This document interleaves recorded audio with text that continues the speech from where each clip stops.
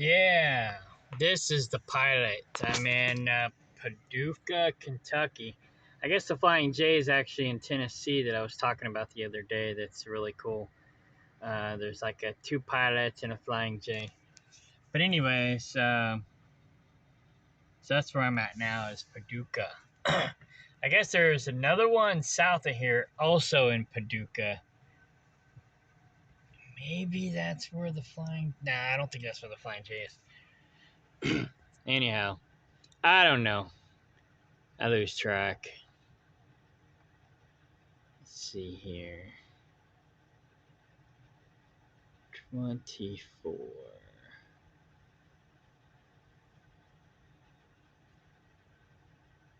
Maybe it was north of here.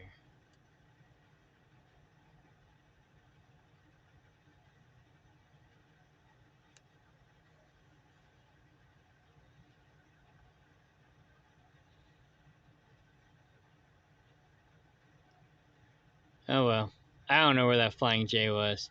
But anyways, that guy was pretty cool. um, that is Illinois.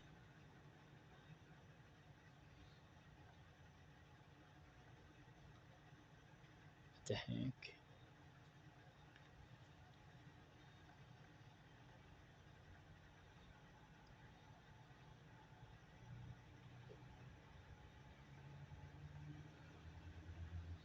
I don't know where the heck I was, but I stopped here.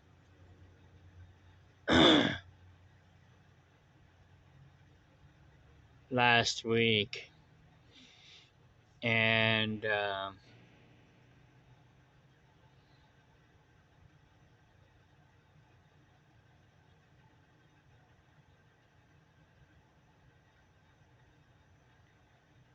this is the location where the truck stop called the cops on the driver who was parked on the fuel island. But, and off the bat, that sounds bad. However, the fuel island was taped off because the pumps were down. You know, it's common knowledge. Here it is. This is where, okay, it was in Tennessee. This truck stop here, this Flying J truck stop is the manager. Oh, it is in Kentucky. I had a feeling it was in Kentucky. All right, Oak Grove, Kentucky. The manager at this Flying J is freaking awesome. So anyhow, okay, going back.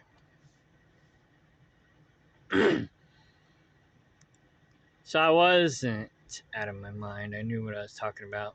Just was like, didn't make sense. Because I just crossed the border. And I was like, wait a minute. So anyhow, this is the pilot in Paducah. I think it's exit 2. Let me look over here.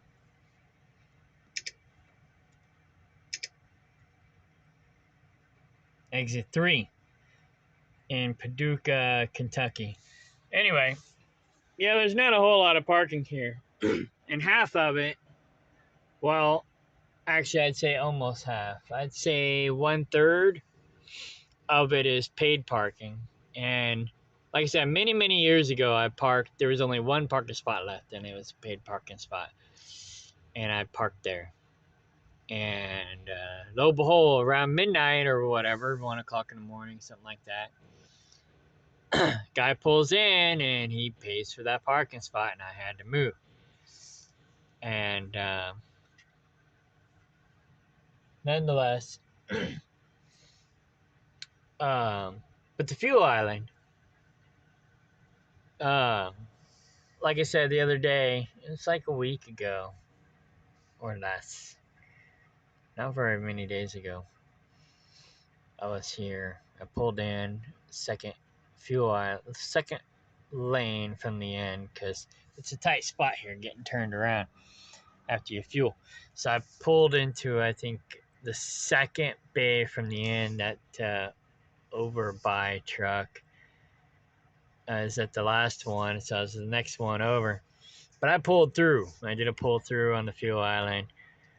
just to go in and go to the bathroom, and then I was going to take off. As I was going in, I saw the cop cars coming in the parking lot, and I was like, I wonder what that's all about. So I go in, I go to the bathroom, I come out, and on my way out the door, one of the cops is inside talking to the clerk. And I guess the clerk went out there and tried to make him move off the fuel island. And I guess the guy was out of hours, and he told him, he wasn't going to move, And, I guess it depended on what time of day it was, because in the morning, when I pulled in here, there was spots opening up because it was morning, So the guy could have moved and pulled into one of the parking spots. It depends on your logbook, though. See, I can't hardly move very fast, otherwise my logbook will log me on duty. So I have to drive like less than 5 miles per hour. Otherwise, I'm screwed, right? So it depends on what kind of logbook he has. But he could have just pulled over into one of the parking spots and been fine, depending on what time of day it was. But anyways, I guess he told the clerk he wasn't moving, and so the clerk called the cops on him.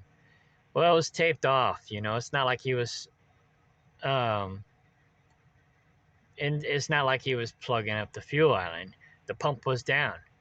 Nobody was going to use that lane anyways. He should have left the guy alone. However, he didn't, and so they called the cops on him. So as I was walking out the door, I heard the cop and the clerk talking, and the cop, as I went out the door, I heard the cop say, "Do you want him to just move, or do you want him off the parking lot? You want him gone permanently, or not permanently, but you know what I mean." And so I kept walking, and I'm on my way to my truck, and there's the other cops trying to wake the driver up, banging on the door. So I walk by, I don't say anything, I just keep going, and then I stop, and I turn around and come back, and I start talking to the officer that's out there already. And I kind of give him some insight, It's like, I don't know what's going on, I overheard the conversation inside, blah, blah, blah. But I says, the guy probably parked here because the lane's taped off, it's not like anybody's using it, he's probably out of hours, he probably can't go anywhere, blah, blah, blah. And, I pointed at the empty spots. I said, I guess, there's empty spots now that it's morning and the sun's coming up. He can just move over there and finish his break. Whatever, blah, blah, blah. And I don't remember what else I said, but I told him, I says, I just wanted to give you some insight, from a driver's perspective. And then I was on my way. So I don't know what happened, but basically, yeah, the clerk called the cops on the driver for parking on a fuel island that was out of service. I mean, come on.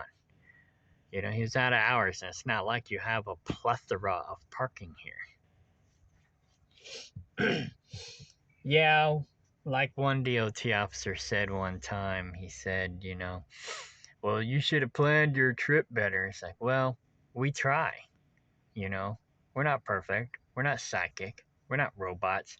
We can't look ahead into the future and predict every possible outcome. And when a situation doesn't work out the way we predicted it to work out, we got to improvise. And, if there's a fuel island that's taped off, people park there. I've been doing this over 20 years. I've seen people do that forever. People have been doing that forever. It's like I said, it's not like anybody needed that lane anyways. But the clerk was like, he's plugging up my fuel island. He's not plugging up your fuel island. That lane doesn't work. You have it taped off. How is he plugging it up? It's already plugged up because you got it taped off.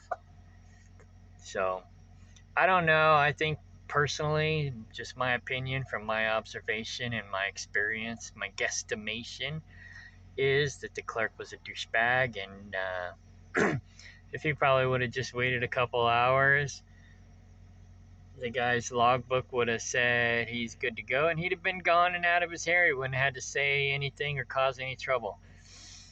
But no, he ended up causing trouble because I don't know if he's a douchebag or not, but that would be my opinion based on the situation. But you know what they say about opinions? They're like rear ends. Everybody's got them, and most of them stink. So, I don't know. I personally thought it was uncalled for. What do you think? Let me know. Bye.